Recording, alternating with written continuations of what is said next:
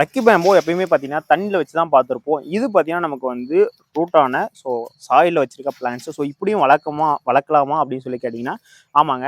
ஈஸியான மெத்தடில் இந்த மாதிரியும் நம்ம சூப்பராகவே பிளான்ட்ஸ் வளர்த்துக்கலாம்.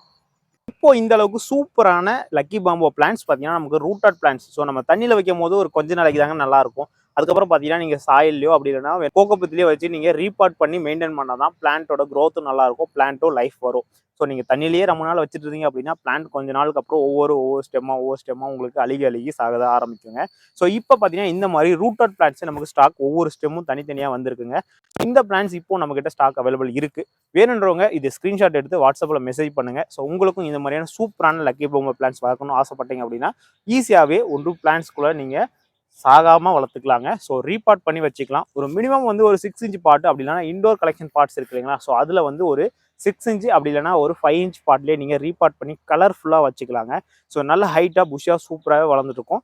இப்போ பிளான்ட் பார்த்தீங்கன்னா நம்மகிட்ட கிட்டத்தட்ட ஒரு 1.5 ஃபீட்டுக்கு மேலேயே சூப்பராகவே இருக்குங்க.